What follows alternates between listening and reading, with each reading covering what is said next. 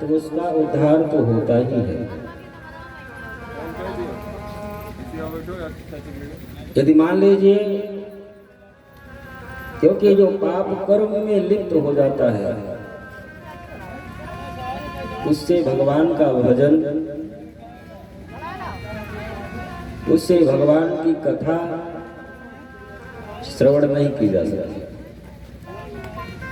हो ही भजन नहीं तामस देह।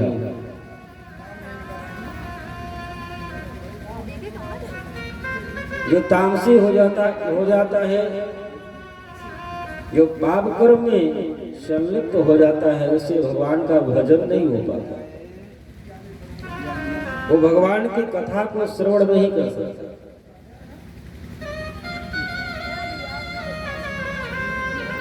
क्योंकि सत्संग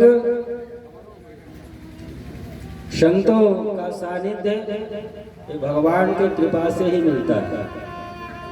बिन हरि कृपा मिले नहीं संता।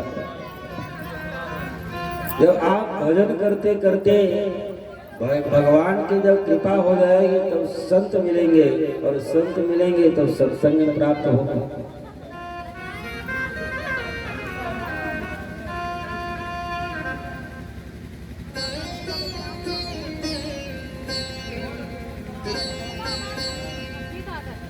कल आप लोग श्रवण कर रहे थे कि धुंधकारी ऐसे महापापी जो जन्म से लेकर मृत्यु पर्यंत केवल पाप कर्म ही किया, और पाप कर्म करते करते उसकी मृत्यु हो गई। लेकिन मृत्यु के पश्चात भी वो श्रीमद् भागवत कथा को श्रवण किया। भगवान स्वयं उसको वैकुंठ धाम से आकर के और विमान पर बैठा करके लेकर के। श्रीमद् भागवत की में वो शक्ति, वो सामर्थ्य है।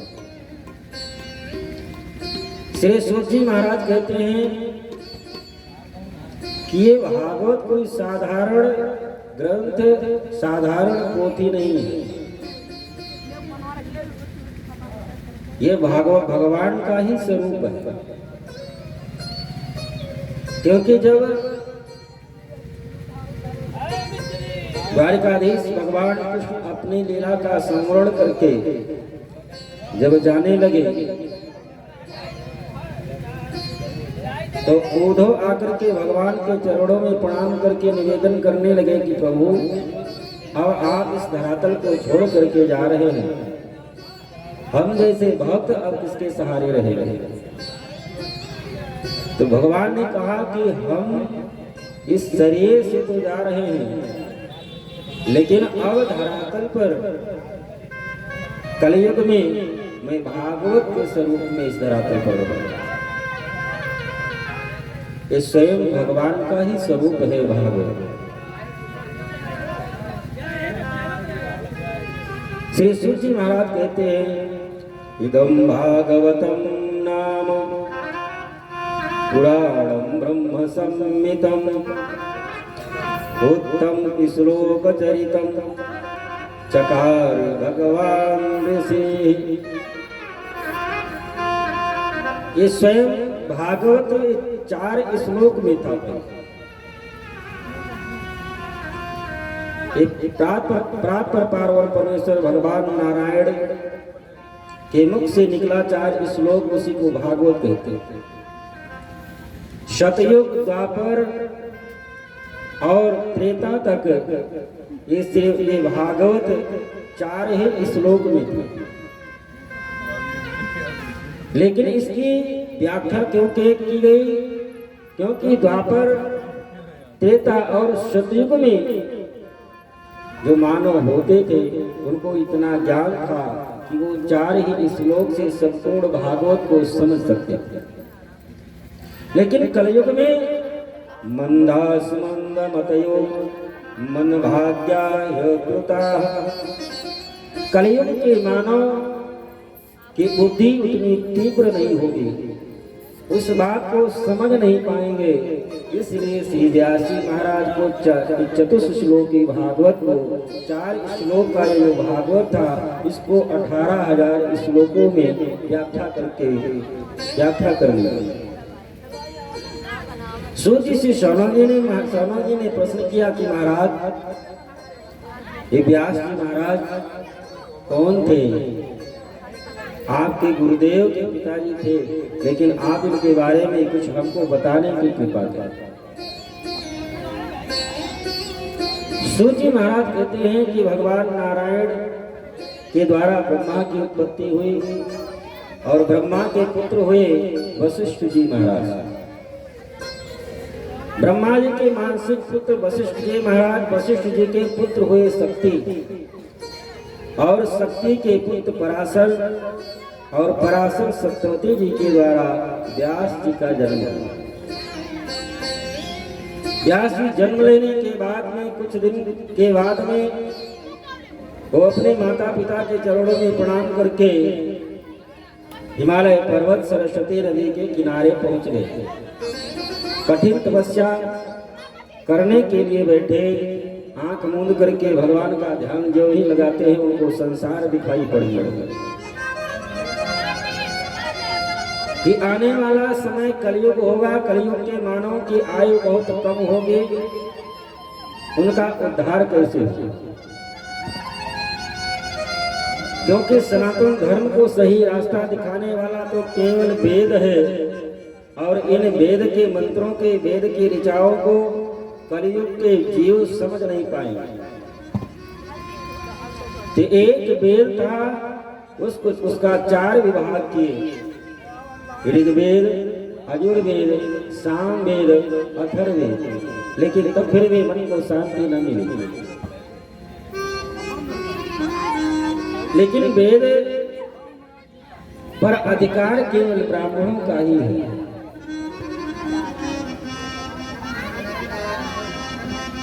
ब्राह्मण और क्षत्रिय ही अध्ययन कर सकते, शूद्रों का इस पर अधिकार नहीं।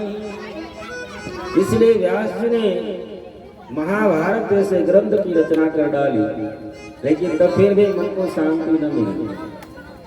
17 पुराणों की रचना व्यास जी ने की, लेकिन तब फिर भी मन अशांत है। अपने लिए नहीं, संसार के जीवों के लिए, क्योंकि जो संत होते हैं उनको अपने लिए कभी कोई कष्ट नहीं होता, अपने लिए कोई सोच नहीं होती, अपने लिए कोई विचार नहीं होती। जो संत वास्तव में होते हैं वो दूसरे के लिए ही हमेशा सोचते हैं। एक दिन नारद जी महाराज का आगमन हुआ। श्री व्यास जी महाराज उठ करके नारद जी के चरणों में प्रणाम किए। गुरुदेव, आपने बड़ी कृपा की, आज हमको दर्शन दिए। नारद जी व्यास जी को देख करके पूछने लगे, महाराज आप ऐसे संत ऋषि जो जीवन भर तप तपस्या शास्त्र लेखन में ही लगा दिए, लेकिन आपके चेहरे पर उदासी। पराशर महाभाग भवता कच्चिदात्मना परितुष्यत्य शरीर आत्मा मनस एव वा। नारद जी व्यास जी से पूछते हैं कि महाराज आपका मन, आपका शरीर, आपका ठीक तो है? व्यास जी ने कहा, महाराज यही तो समस्या है, क्योंकि मन इतना विचलित है कि एक वेद से मैं 4 विभाग करके 4 वेद की रचना की। महाभारत जैसे भागवत, महाभारत जैसे महान ग्रंथ की रचना की, 17 पुराणों की रचना कर डाली, तो फिर भी मन को शांति नहीं मिल रही। नारद जी ने कहा कि आपने पुराण शास्त्र की रचना की, लेकिन श्रीमद् भागवत की रचना आपने नहीं की। और श्रीमद् भागवत की जब रचना करेंगे तब आपको पूर्ण रूप से शांति प्राप्त होता है।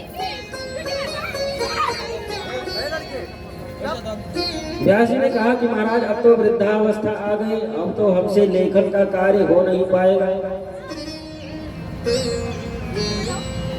नारद जी ने चतुश्लोकी भागवत जो ब्रह्मा जी के द्वारा, अपने पिता ब्रह्मा जी के द्वारा प्राप्त हुआ था, चतुश्लोकी भागवत व्यास जी महाराज को दिए। और नारद जी व्यास जी से कहते हैं कि संतों के चरणों का स्मरण करो, संत की कृपा से संसार में कोई भी वस्तु दुर्लभ नहीं है। संत की कृपा से संसार में कोई भी कार्य दुर्लभ नहीं है। यदि संतों की शरण में जाओगे तो निश्चित रूप में आपका कार्य सफल होगा। हम संत को पहचाने कैसे? संत किसको कहते हैं? जो बड़ी बड़ी दाढ़ी जटा जूट रखा लिया वो संत है ना? जो लाल पीले कपड़े पहन लेने वाला संत है ना? संत की कोई वेशभूषा नहीं, संत का कोई रूप नहीं होता कि बड़े बड़े दाढ़ी जटा जूट रखा लिया, लाल पीले कपड़े पहन लिया, बड़ा चंदन लगा लिया और संत हो गया। संत पैंट शर्ट में भी मिल सकता है, संत धोती कुर्ता में भी मिल सकता है। संत का कोई स्वरूप नहीं है। तो संत की पहचान हम कैसे करें? संत की पहचान हम आप नहीं कर सकते। संत की पहचान जगत जननी पराअंबा सीता न कर पाई। संत की पहचान जो ज्ञानियों में अग्रण्य है श्री हनुमान जी महाराज, संत की पहचान हनुमान जी महाराज नहीं कर पाए। हम आप क्या कर पाए?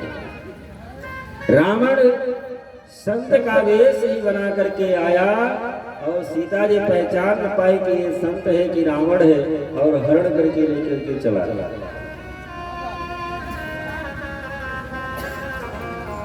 हनुमान जी महाराज जब संजीवनी बूटी लेने के लिए लंका से हिमालय की तरफ बढ़े तो कालनेमी साधु का वेश बना करके ही आया और हनुमान जी महाराज पहचान न पाए।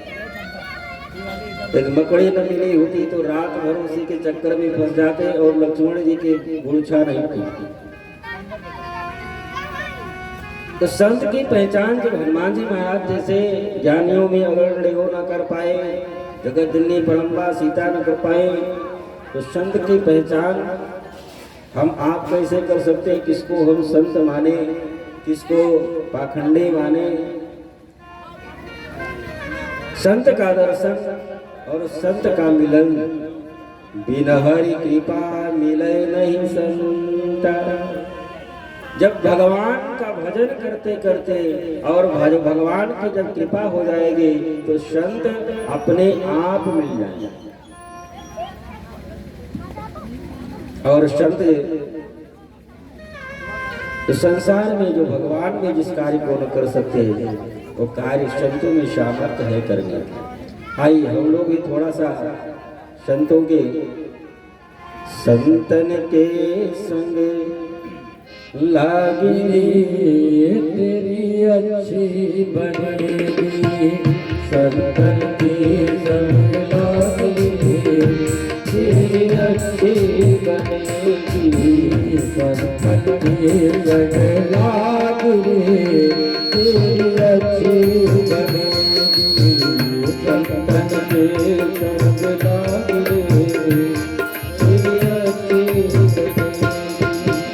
अच्छी बनेगी तेरी बिगड़ी बनेगी, अच्छी बनेगी तेरी बिगड़ी बनेगी, अच्छी बनेगी तेरी बिगड़ी बनेगी, अच्छी बनेगी तेरी बिगड़ी बनेगी।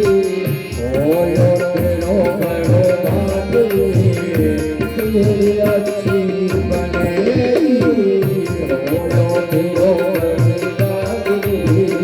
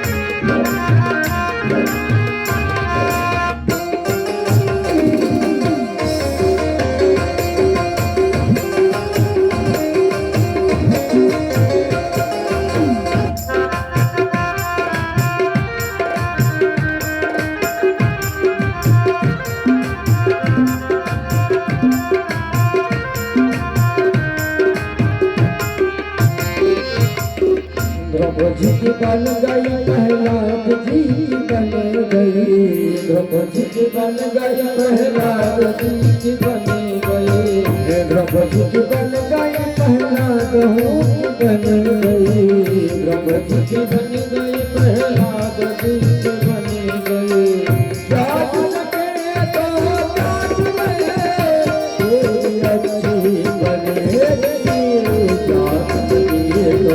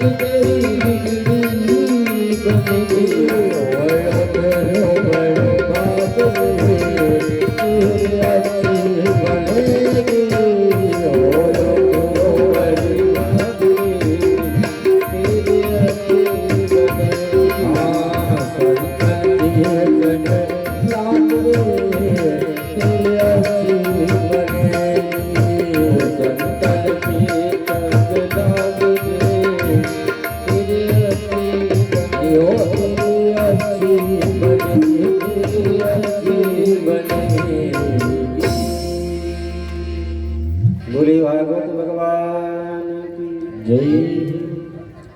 नारद जी महाराज शरण। नारद जी महाराज श्री व्यास जी से कहते हैं कि आप संतों की शरण में जाएं, उनका स्मरण करें, निश्चित रूप में आपका कार्य सफल होगा। नारद जी किसी और का उदाहरण न देकर के अपना ही उदाहरण नारद जी व्यास जी को देते हैं।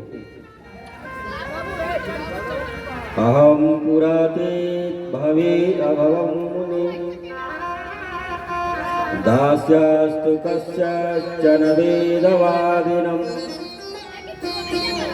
नारद जी ने कहा कि मैं पूर्व जन्म में एक दासी का पुत्र हूं।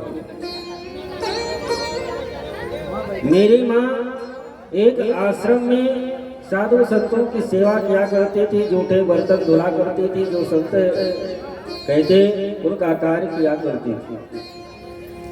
मैं छोटा सा था, आश्रम में एक बार चातुर्मास करने के लिए कुछ साधु संत आए और साधु संत जब आश्रम में आए तो सायंकाल जब बैठ कथा सुनाते थे तो बैठ करके मैं भी बड़े प्रेम से सुना करता था। जब संत भगवान का भजन करते कीर्तन करते, नारद कहते हैं उनके साथ में मैं भी भजन कीर्तन करता, बड़ा आनंद आता। उन संतों के साथ 4 महीने व्यतीत हो गए, बड़ा आनंद आया। लेकिन जब 4 महीना पूर्ण हुए, उस संत जब आश्रम से जाने लगे तो हमको बड़ा कष्ट हुआ कि मैं भी संतों के साथ में जाऊं, क्योंकि अब ये संत सब चले जाएंगे तो भगवान का भजन, भगवान की कथा नहीं मिल पाएगा। नारद जी कहते हैं मेरी छोटी सी उम्र थी, मैं संतों के चरणों में जाकर के प्रणाम करके निवेदन करके कहने लगा कि महाराज आप लोग जा रहे हैं, हमको भी साथ में लेकर के चलिए, क्योंकि आप लोग चले जाएंगे तो भगवान की कथा और भगवान का संकीर्तन भजन वो प्राप्त नहीं हो पाएगा। संतों ने मना कर दिया कि बेटा अभी छोटी उम्र है तुम्हारी, आपके पिता का स्वर्गवास पहले ही हो चुका है, आपकी माता वृद्ध है और आपको लेकर के मैं चला जाऊंगा तो आपकी माता जी किसके सहारे रहे, इसलिए मैं अपने साथ नहीं ले जा सकता। लेकिन मैं तुमको एक मंत्र देता हूँ, इस मंत्र का जाप किया करना और निश्चित रूप में आपको भगवत प्राप्ति हो जाएगी। संत मंत्र बता करके चले गए। नारद जी कहते हैं कुछ दिन के बाद में मेरी माँ गौ दोहन करने के लिए गई थी, उसको सर्प ने डस लिया, उसकी मृत्यु हो गई। नारद जी कहते हैं तो मैं स्वतंत्र हो गया, गंगा जी के किनारे गया और जो संत मंत्र बता करके गए थे उसी मंत्र का जाप करने लगा। और संतों की ऐसी कृपा हुई कि संत के द्वारा बताए हुए मंत्र के जाप के प्रभाव से एक दिन वो पूर्ण पावन परमेश्वर परमात्मा हमारे हृदय में आकर के हमको दर्शन दिया और उस दर्शन को प्राप्त करके इतना आनंदित हुआ। लेकिन जब आंख खोल करके देखा सामने कोई नहीं था। नारद जी कहते हैं कि मैं रोने लगा और उस ब्रह्म को पुनः दर्शन करने के लिए प्रार्थना करने लगा। आकाशवाणी हुई कि इस जन्म में तुम हमको नहीं प्राप्त कर सकते, लेकिन अगले जन्म में तुम ब्रह्मा के पुत्र बनोगे और अबाध गति में से तीनों लोकों में आना जाना तुम्हारा होगा, जब चाहोगे दर्शन प्राप्त होता रहेगा। नारद जी कहते हैं कि संतों की ही कृपा से, संतों के ही बताए हुए मंत्र के प्रभाव से आज मैं देवदत्ता मिमां वेदां स्वर ब्रह्म विभूषिता मूर्धयित्वा हरिकथां गायमानश्चराम्यहम्। नारद जी कहते हैं कि संतों की कृपा से आज मैं तीनों लोकों में अबाध गति से आ जा सकता हूँ। आज ब्रह्मा का पुत्र होने का सौभाग्य हमको प्राप्त है। जब मैं चाहूँ ब्रह्मलोक में जाकर के अपने पिता ब्रह्मा का दर्शन करूं, जब मैं चाहूँ वैकुंठ धाम में जाकर के भगवान नारायण का दर्शन करूं, जब मैं चाहूँ कैलाश पर्वत पर जाकर के भगवान शिव का दर्शन करूं। ये संतों की ही कृपा से सुलभ हो पाया। नारद जी चतुर्थ श्लोकी भागवत व्यास जी को देकर के गए, उपाय बता करके गए। व्यास जी उसी चतुर्थ श्लोकी भागवत के द्वारा ये 18,000 श्लोकों का निरूपण किया। व्यास जी महाराज उस समय वृद्ध हो चुके थे, लेखन का कार्य कर नहीं सकते थे। श्लोकों की रचना व्यास जी महाराज कर रहे हैं, लेकिन लेखन का कार्य, श्रीमद् भागवत के लेखन का कार्य गणेश जी और जयमनी महाराज ने किया।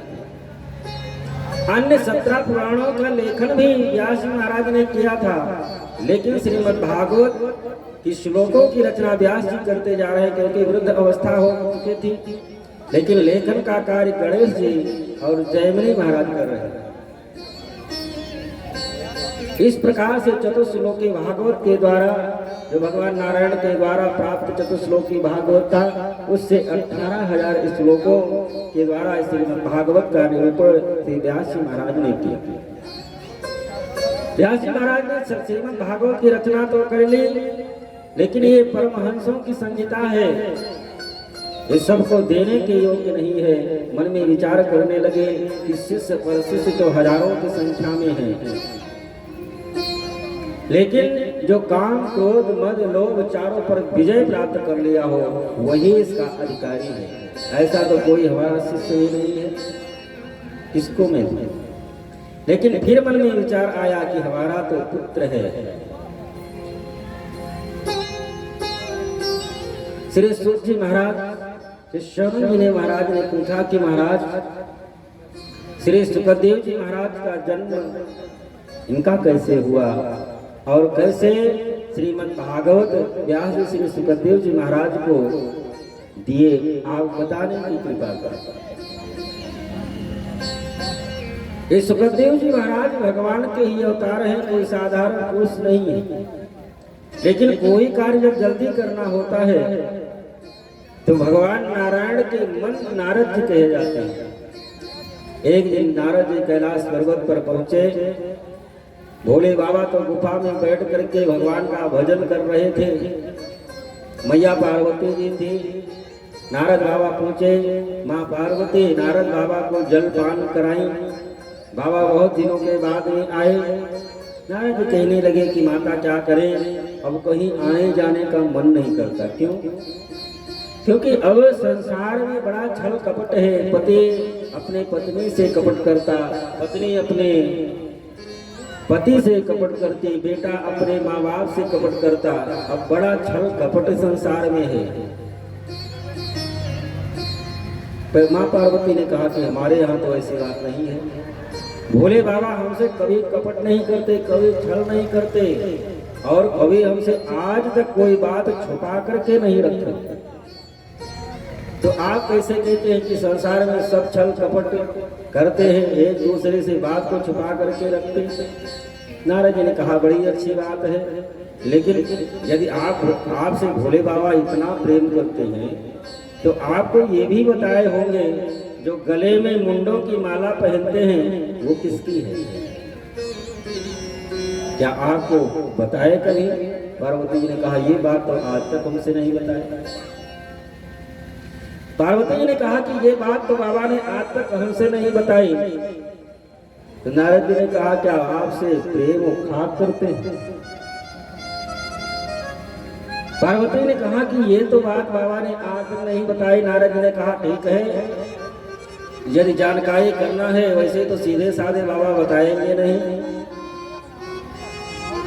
जब वो आए और मनाते मनाते जब त्रिवाचा ले लेना तब पूछना, तब बताएंगे। और नारद जी बता करके और जिस गुफा में बैठ करके भगवान से ध्यान कर रहे थे अपने इष्ट देव का, उसी गुफा के दरवाजे से होकर निकले। बाबा थोड़ा जल्दी जाना, माता जी आपको याद कर रही है आज। बाबा ने कहा कि आप हो करके आ रहे हैं तो जरूर याद करती होंगे, क्योंकि बिना आग लगाए तो आए नहीं होंगे, आग लगा करके ही आए होंगे। तो हो करके आ रहे हो तो जरूर याद करती होगी। सायंकाल जब भोले बाबा लौट करके आए, पार्वती मैया रूठी बैठी है। बाबा ने कहा क्या हुआ देवी, बड़ी परेशान लग रही हो? पार्वती मैया ने कहा कि आप जितने ऊपर से गोरे हो लेकिन उतनी उससे ज्यादा भी तुम्हारा हृदय का काला है। आज समझ में आया कि कितना आप हमसे कपट करते हैं, कितना छल रखते हैं, हर बात छुपा करके रखते हैं। आज नारद नहीं आए होते तो हमारी आंख नहीं खुलती। भोले बाबा ने कहा लगता है कुछ अधिक ही आंख खोल गए। बताओ देवी क्या बात है?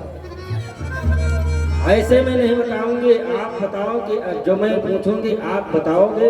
भोले बाबा ने कहा देवी पूछो तो मैं बताऊंगा। नहीं ऐसे नहीं, त्रिवाचा हमको दीजिए। भोले बाबा ने कहा कि ठीक है देवी मैं बताऊंगा बताऊंगा बताऊंगा। पार्वती मैया ने कहा कि बाबा एक बात आप बताओ, ये आपके गले में जो मुंडों की माला है ये किसकी है? भगवान शिव ने कहा कि यही तो प्रेम का परिचायक है कि मैं तुमसे कितना प्रेम करता हूँ। यही तो प्रेम का परिचायक है देवी, मैं तुमसे कितना प्रेम करता हूँ, ये तुम्हारे ही मुंडों की माला है। पार्वती ने कहा कि हमारे तो मुंड हमारे सर लगा हुआ है, यदि हमारे सर को कोई काट देता मैं जीवित कैसे रहते? बाबा मजाक छोड़ो, आप बताओ किसके मुंड है? भगवान शिव ने कहा कि देवी ये आप ही के मुंड हैं। जितनी बार आपकी मृत्यु हुई मैं प्रेम के कारण आपके मुंड को मैं अपने माला में पिरोता गया और ये मुंडों की माला बन करके तैयार हो। पार्वती ने कहा कि बाबा एक बात बताओ, हमारी इतनी बार मृत्यु हो चुकी कि आपकी माला बन गई मुंडों की, और आप कौन सा अमृत पान कर लिए हैं कि जिससे आज तक आपकी कोई मृत्यु ही नहीं हुई? भगवान शिव ने कहा कि देवी हम अमर कथा का पान किए हैं जिससे हमारी कभी मृत्यु नहीं हुई। पार्वती ने कहा वो अमर कथा आप हमको भी सुनाएं। वो अमर कथा आप हमको भी सुनाएं। तो कौन सी है अमर कथा? भोले बाबा ने कहा कि वो अमर कथा का नाम है श्रीमद् भागवत कथा। पार्वती ने कहा कि बाबा आप हमको सुनाएं। पार्वती जी के कहने पर भगवान शिव पार्वती जी को गुफा में लेकर के गए और श्रीमद् भागवत का कथा पार्वती जी को सुनाने लगे। और कथा सुनाते सुनाते कथा प्रसंग में कोई ऐसी कथा आई जिससे पार्वती जी की समाधि लग गई। जबकि भोले बाबा पार्वती जी से बता चुके थे कि देवी एक काम करना कि मैं भगवान का ध्यान करके मैं आपको कथा सुनाता रहूंगा, लेकिन बीच बीच में हुकारी भरते रहना जिससे हमको ये पता चलता रहे कि आप कथा को सुन रही हैं। आप हुकारी बनना बंद करेंगे, कथा बंद हो जाएगी। पार्वती जी हुकारी भर रही थी बीच बीच में, लेकिन कोई कथा का प्रसंग ऐसा आया जिसको श्रवण करके पार्वती मैया की समाधि लग गई। अब हुकारी कौन भरे, लेकिन वहीं पर एक अंडा था और श्रीमद् भागवत के प्रभाव से वो अंडे में भी वो सामर्थ्य ताकत आई, वो अंडा फूट गया, उसमें से जो बच्चा निकला सुग्गे का, वो मन में विचार करने लगा कि बाबा कथा सुना रहे थे, इतना सुंदर कथा, लेकिन पार्वती मैया अब तो समाधिस्थ हो गई है, तो हुकारी भर नहीं रही, बाबा अभी कथा बंद कर देंगे। तो सुग्गे का स्वभाव होता है, जैसा सुनता है वैसा ही बोलता है। जिस प्रकार से हुकारी पार्वती मैया भर रहे थे, उसी प्रकार से उस सुग्गे का बच्चा हुकारी भरने लगा। और जब कथा संपन्न हो गई और भगवान शिव ने जयकारा जब लगवाए, बोलिए भागवत भगवान की जय, तो समाधि जब टूटी पार्वती मैया की, तो पार्वती मैया ने कहा बाबा तो इसके बाद में क्या हुआ। आप भोले बाबा चौंक गए कि हमने तो पूरी कथा सुना दी, हमने तो संपूर्ण कथा सुना दी, अब ये तो बीच से पूछ रही हैं कि इसके आगे क्या हुआ। ये बीच में हुकारी कौन भर रहा था, इसका मतलब किसी ने हमारी अमर कथा का चोरी किया है, मैं उसको जीवित नहीं छोड़ूंगा। जिसने भी अमर कथा का चोरी किया मैं उसको जीवित नहीं छोड़ूंगा। भगवान शिव अपने त्रिशूल को उठाए, उस सुग्गे का बच्चा वहां से उड़ा और भागता हुआ व्यास जी के कुटिया पर पहुंच गया। और उस समय व्यास जी की पत्नी बीटिका आश्रम में बैठी हुई थी, जम्हाई ले रही थी, और मुख के द्वार से ही श्री सुखदेव जी महाराज गर्भ में प्रविष्ट हो गए। भोले बाबा भी पीछा करते हुए व्यास जी महाराज की कुटिया पर पहुंचे। व्यास जी महाराज भोले बाबा के चरणों में प्रणाम किए, बाबा आज इतने लाल पीले क्यों। भगवान शिव ने कहा कि तुम्हारे घर में एक चोर घुसा है, मैं उसको जीवित नहीं छोड़ूंगा। महाराज आपके पास में कौन सी ऐसी धन संपत्ति है चोर चोरी करके ले आएगा। भगवान शिव ने कहा कि अमर कथा का चोरी किया है। व्यास जी ने कहा कि बाबा एक बात बताओ, यदि वो अमर कथा का पान कर लिया है तो क्या आप उसको मार पाएंगे। भोले बाबा ने कहा ये तो हम भूल ही गए थे। भोले बाबा ने कहा ये बात तो हम भूल ही गए थे। भगवान शिव वापस लौट करके आए। यही श्री सुखदेव जी महाराज व्यास जी की पत्नी बीटिका के गर्भ में 12 वर्षों तक रहे। गर्भ से बाहर नहीं आ रहे, क्योंकि गर्भ से बाहर आएंगे तो संसारिक जो भगवान की माया है ये ऐसे घेर लेगी कि इसी में फंस करके रह जाएंगे और भगवान का भजन नहीं हो पाएगा। व्यास जी महाराज कई बार निवेदन किए, लेकिन गर्भ से बाहर नहीं आए। स्वयं परमेश्वर परमात्मा भगवान नारायण आकर के जो आश्वासन देते हैं, सुखदेव जी महाराज आप बाहर आइए, आपको हमारी माया का प्रभाव आपके ऊपर नहीं पड़ेगा। आपको काम क्रोध मद लोभ ईर्ष्या द्वेष जो संसारिक शत्रु हैं आपके ऊपर कोई प्रभाव न डाल पाएंगे। जब भगवान स्वयं आश्वासन देते हैं, श्री सुखदेव जी महाराज गर्भ से बाहर निकले और गर्भ से बाहर निकलते ही माता पिता के चरणों में प्रणाम करके जंगल की तरफ चल पड़े। श्री सुखदेव जी महाराज जंगल के तरफ चल पड़े। पिताजी आवाज देते रहे, व्यास जी महाराज आवाज देते रहे, लेकिन वापस लौट करके नहीं आए।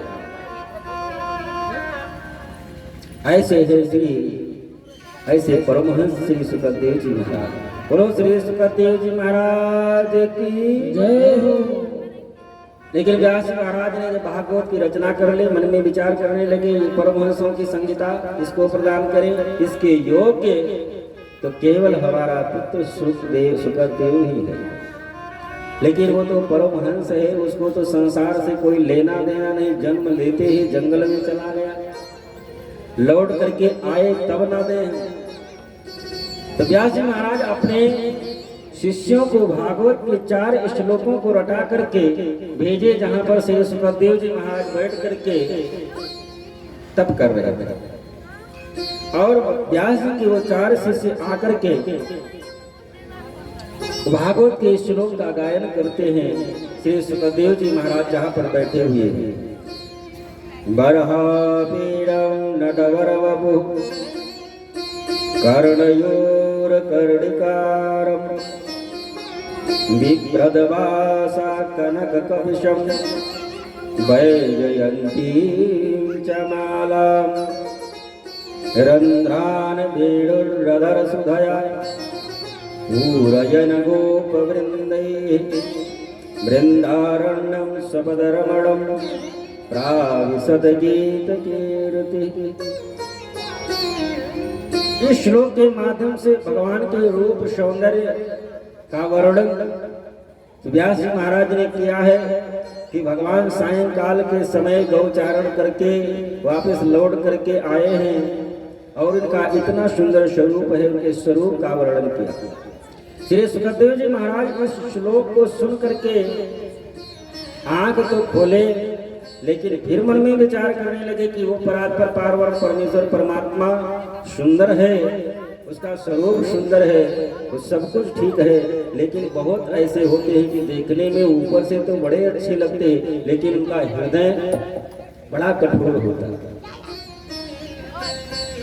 श्री सुखदेव जी महाराज पुनः समाधिस्थ हो गए। दूसरा श्लोक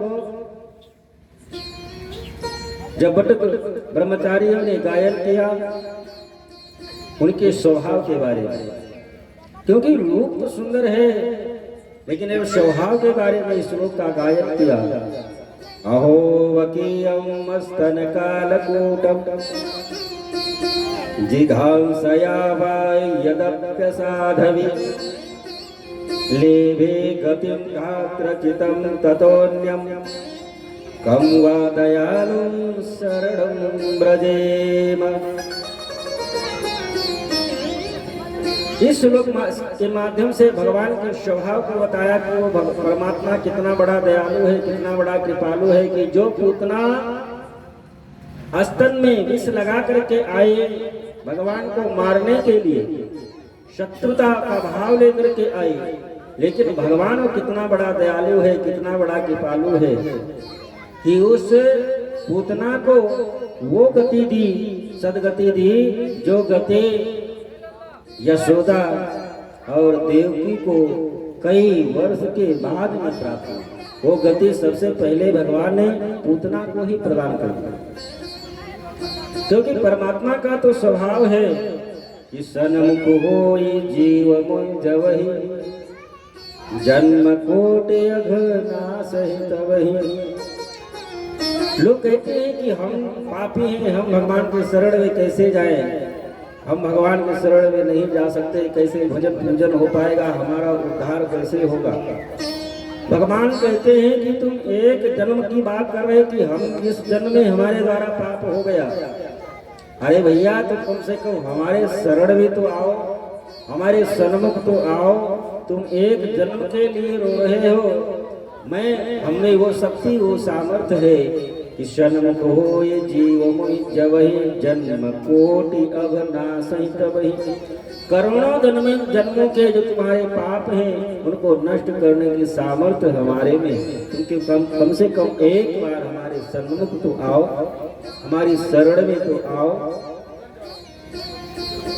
जब भगवान के स्वभाव के बारे में श्री सुखदेव जी महाराज ने सुना तो उठ करके उन बटु ब्रह्मचारियों से कहने लगे, बेटा ये श्लोक बड़े सुंदर हैं, ये श्लोक आप लोगों को कहाँ से प्राप्त हुआ और सुनाओ ना।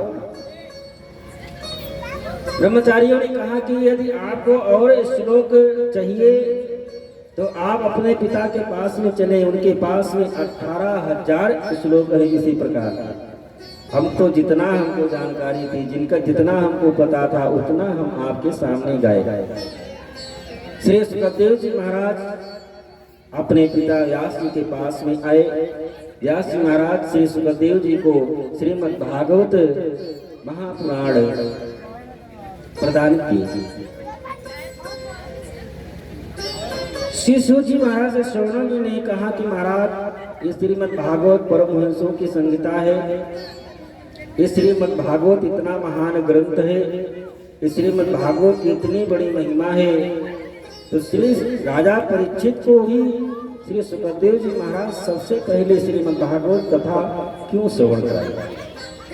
क्या राजा परीक्षित इतने महान थे कि स्वयं श्री सुखदेव जी महाराज जाकर के उनको श्रीमद् भागवत की कथा श्रवण कराई? ये राजा परीक्षित कौन है? आप हमको बताने की कृपा करें। श्री सूत जी महाराज श्रवण का आदि ऋषियों को कथा श्रवण करा रहे हैं।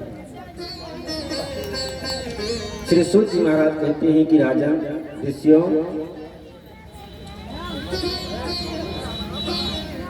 ये उस समय की बात है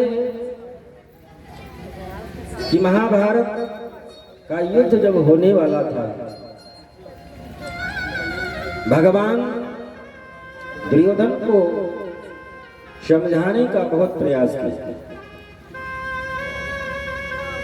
ये पांडवों के वंश में ही राजा परीक्षित का जन्म हुआ, लेकिन इनके वंश इतने महान थे कि पूर्ण परात्पर पार्वण परमेश्वर परमात्मा भगवान कृष्ण को इस धरातल पर जितना समय है आधा समय इनके यहाँ इन पांडवों के लिए ही दिए।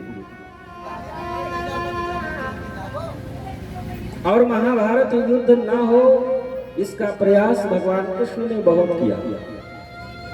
दुर्योधन को समझाने के लिए जब गए, पांडव का दूत बन करके भगवान, और दुर्योधन को जब समझाने लगे कि पांडवों को 12 वर्ष का वनवास, 1 वर्ष का अज्ञातवास आपने दिया, उसको पूर्ण करके वापस आ गए। आपके ही चाचा के लड़के हैं, तो वैसे तो आधे राज्य के वो साम्राज्य के अधिकारी हैं। दुर्योधन ने कहा कि कन्हैया, आप द्वारिका से आए हैं, आपका सम्मान है, लेकिन ये राजपाट कोई गुड़िया गुड्डा का खेल नहीं है महाराज। भगवान ने कहा कि मैं आधे राज की बात नहीं कर रहा हूं कि आपके चाचा के लड़के हैं तो आधा साम्राज्य उनको चाहिए। मैं ये कहने के लिए आया हूं, समझाने का प्रयास कर रहा हूं कि उनको आधा साम्राज्य नहीं, आप केवल 5 गांव दे दीजिए, 5 गांव में ही वो अपना गुजारा बसर कर लेंगे। दुर्योधन ने कहा कि केशव, सूचक्रम नैव दास्यामि बिना युद्धेन केशवाः। कन्हैया, बिना युद्ध के आप 5 गांव की बात कर रहे हैं, मैं सुई की नोक के बराबर भी जमीन पांडवों को नहीं दे सकता। कोई हमसे युद्ध करे, हमको पराजित करे और संपूर्ण साम्राज्य प्राप्त करे, साम्राज्य भोगे, लेकिन बिना युद्ध के मैं सुई के नोक के बराबर भी नहीं दे सकता। भयंकर महाभारत का युद्ध हुआ, करोड़ों की संख्या में सेना मारी गई।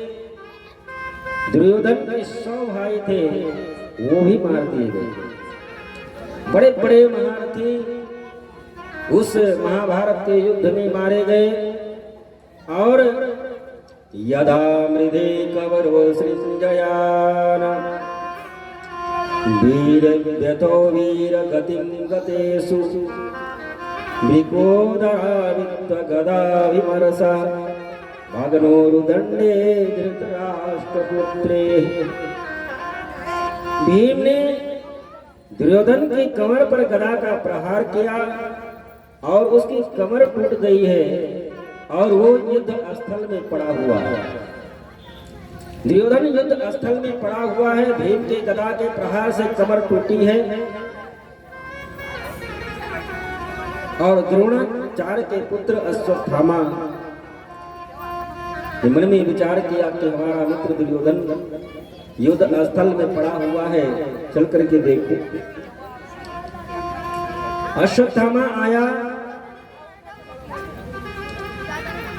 और दुर्योधन से कहने लगा, मित्र आपकी दशा ये देखी नहीं जा रही, आपकी ये दुर्दशा देखी नहीं जा रही। आप इतने बड़े महारथी, आपके 100 भाई युद्ध में मार दिए गए और हमारे पिता द्रोणाचार्य, कृपाचार्य, अश्वत्थामा ऐसे बड़े बड़े महारथी भी इस महाभारत के युद्ध में मारे गए। लेकिन आप सेना नायक की जो नियुक्ति की चुनाव किया, आपने वो सही चुनाव नहीं कर पाए। महाराज कर्ण और विदर्भ की जगह पर यदि आप हमको सेनापति बनाए होते तो शायद जो गति आपकी आज हुई है तो आपकी गति नहीं हुई होती। दुर्योधन ने कहा, मित्र अश्वत्थामा, अभी मैं जीवित हूं, जब तक मैं जीवित हूं तब तक मैं इस साम्राज्य का अधिकारी हूं और अभी भी मैं जो चाहूं वो कर सकता हूं। हमारे मरने के बाद में ही कोई दूसरा राजा हमारे साम्राज्य का हो सकता है। अब मैं तुमको आज अपना सेनापति नियुक्त करता हूं, देखता हूं कि हमारे लिए आप क्या कर सकते हैं। दुर्योधन अश्वत्थामा को अपना सेनापति नियुक्त किया। अश्वत्थामा ने कहा कि मित्र आप चिंता मत करें, आप, दुर्योधन ने कहा कि हमारे 100 भाई मार दिए गए, इतनी बड़ी करोड़ों की संख्या में सेना थी, 18 अछोड़ी सेना सब मार दी गई, लेकिन उधर के 5 के 5 अभी जीवित हैं।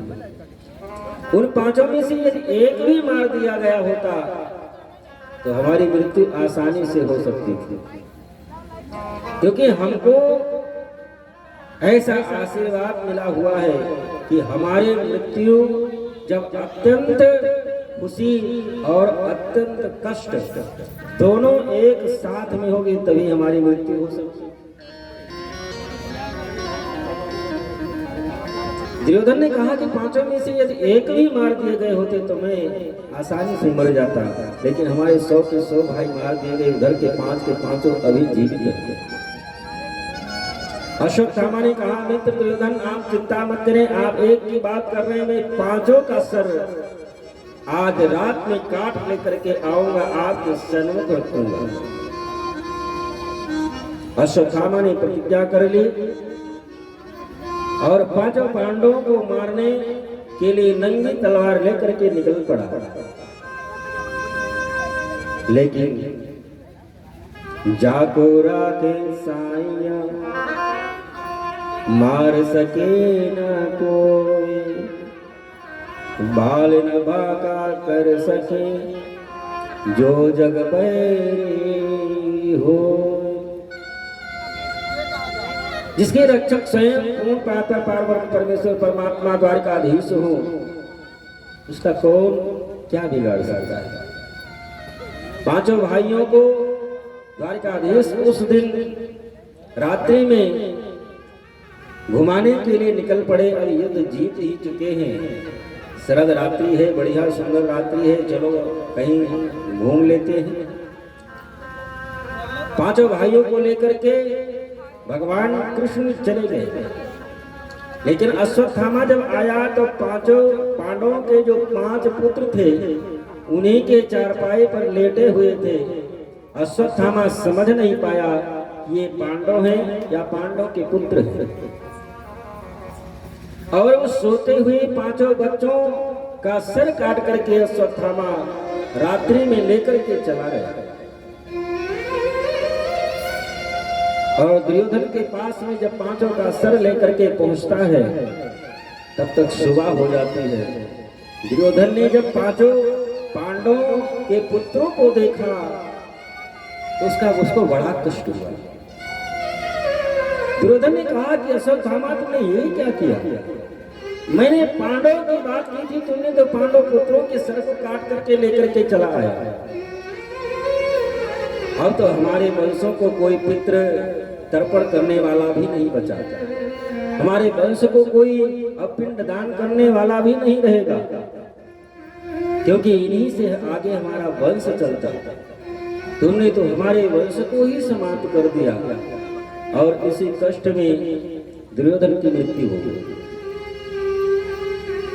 और इधर जब सुबह द्रौपदी उठी और अपने पुत्रों को जगाने के लिए जब आई तो देखती क्या है कि पांचों पुत्रों का केवल धड़ पड़ा हुआ है, सिर किसी का नहीं। और जिस मां के एक पुत्र की मृत्यु हो जाए उस मां पर क्या बीतती है वो तो मां ही एक बता सकती है, बाकी दूसरा कोई अनुभव नहीं कर सकता कि कितनी वेदना कितना कष्ट होता है एक पुत्र के मरने पर। और जिसके 5 पुत्रों की हत्या कर दी गई हो, उस शव के धड़ों को देख करके द्रौपदी चिल्ला करके जोर जोर से चिल्ला करके रोने लगी। द्रौपदी को रोता चिल्लाता सुन करके द्वारकाधीश भगवान कृष्ण ही पांडवों को लेकर के आए और जब आकर के देखते हैं तो केवल बच्चों का धड़ पड़ा हुआ है। अर्जुन द्रौपदी को जब समझाने का प्रयास करते हैं, अर्जुन ने प्रतिज्ञा की कि देवी आप शांत रहें, जिसने भी ऐसा कृत्य किया है मैं उसको जीवित नहीं छोड़ूंगा।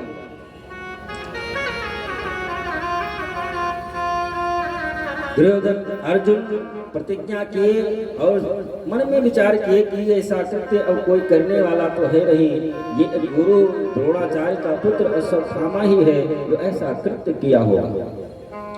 अश्वत्थामा को मारने के लिए अर्जुन रथ पर आरूढ़ हुए, उसको ढूंढने के लिए निकल पड़े। अश्वत्थामा अपने तरफ अर्जुन को आता देख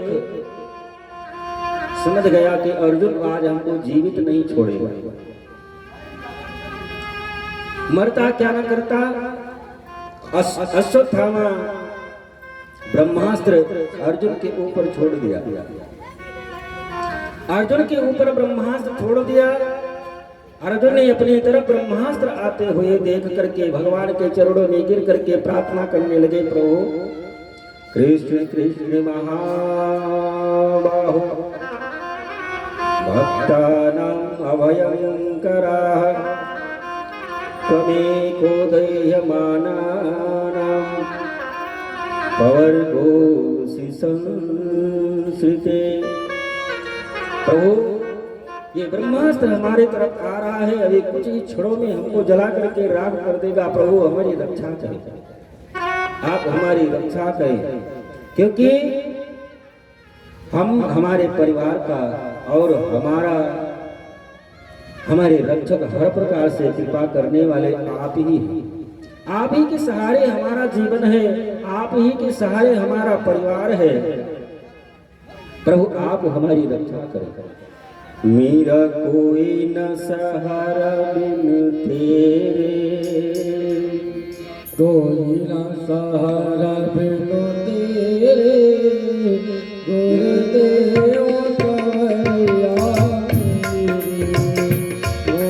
कोई न सहारा बिन तेरे, नंदलाल संवरिया